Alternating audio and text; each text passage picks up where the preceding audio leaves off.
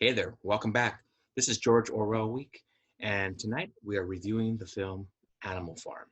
This is the 1954 version, the cartoon, and not the 1999 version. This film was directed by John Hallis and Joy Batchelor. And all the voices, Ruben, were interesting. They were done all by one gentleman, Maurice Stanham, and there are quite a few voices. If you haven't read the book, there's several animals, and then of course there's a narration in the book and in the film. I didn't know this, Ruben, but this is one of the first animated films for adults, right? We grew up with cartoons, Bugs Bunny, and so forth, and of course, we watch it every Saturday morning. But this was actually geared for adults because it's an adult themed book, right? I mean, I don't think little kids maybe not want to get into socialism or communism or anything like that. So they're gonna this week maybe over their heads. But this book, written by George Orwell, takes us not the book, but the movie opens up with this ugly-looking man. He is the lord of the manor, right? He is the head farmer, Jones, and Jones is treats his animals poorly, right? And these animals rise up against him. They kick him out. And the animation, Ruben, it's done in the 50s. It's not, if you look at it, I think if someone looks at it today, if my sons, I don't think they've seen it. If they were to see it, they might look at it as poor quality, but I think for its time, it was wonderful. The music, when Jones would come in, who was the antagonist, the music really played it, where it's like down and this evil type of music would come on. And so I thought the music was fine. And it's a short film. It's only about an hour, maybe about an hour and 10 minutes. And just like the book, it takes you through the story of Animal Farm, where they kick out the Farmer Jones, and these animals run the farm, and the pig's leading it, right? The head pig, Napoleon, and his sidekick, first Snowball, and then I believe it's Squealer, is his second in command later on. And then eventually, of course, different than the book, where they turn on the pigs at the end, where in the book, I think they just basically realized, wow, the pigs have become the adult, I'm not the adults, but the humans, right? They act like that, and all the poor qualities that humans have.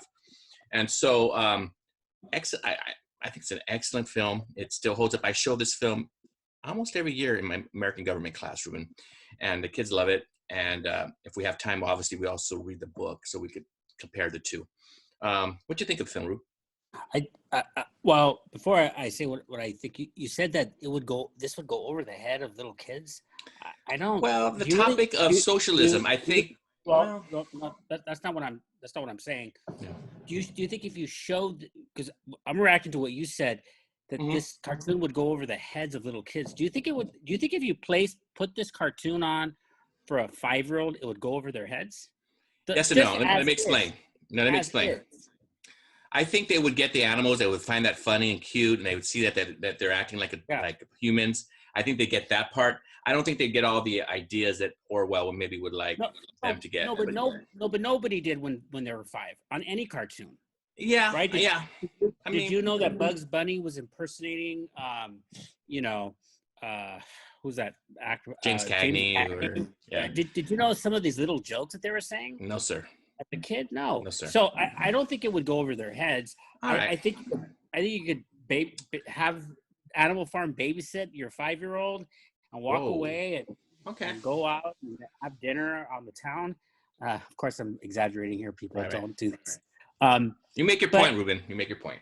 I just think it's as a straight ahead cartoon. I'm not sure if it's as fun as a Bugs Bunny though. Do you think so? Right. I mean, it's not. It's not. That's what I meant too. I mean, but I'm just saying. So I just wanted to hit that point. But okay, in terms of the enjoyment of the film, it's fine. I don't know how necessary it is though, because it's, as you mentioned, it's an hour long. But look at this book, right? Yeah, it's not a big one. It's 130, 40 pages long. And I mean, the pages are, come on, they're very short. I don't know if you'll even read this, if this will take much longer to read it and to watch that movie.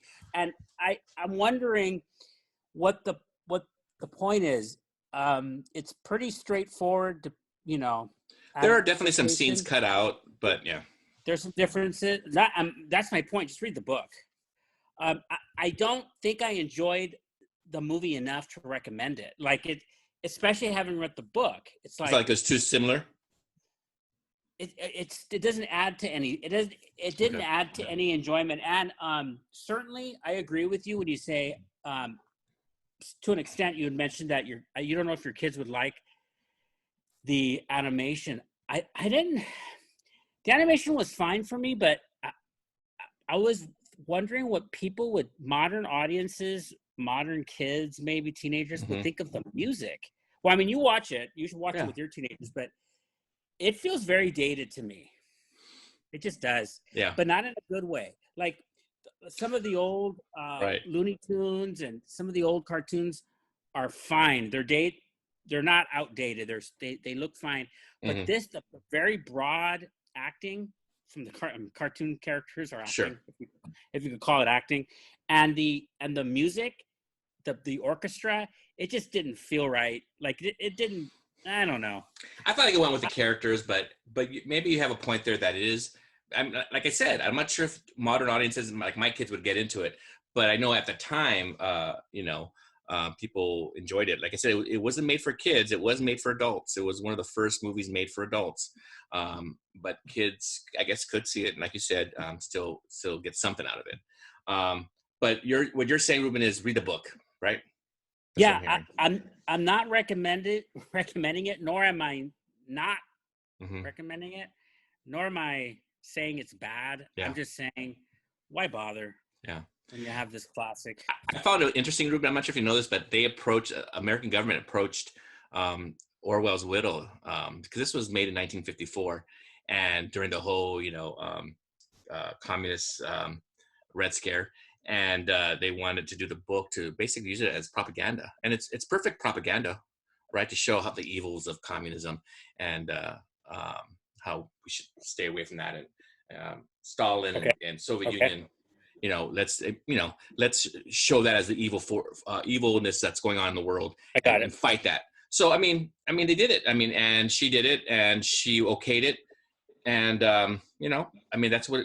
I mean, some people might have trouble with it being used as propaganda, but that's what it was at the time, and the American government used that. So, okay, all right, interesting. Now, that's it, I guess, for tonight, Ruben, for movie night, and we will continue with Orwell. This is Orwell Week. Have a good night. Bye-bye.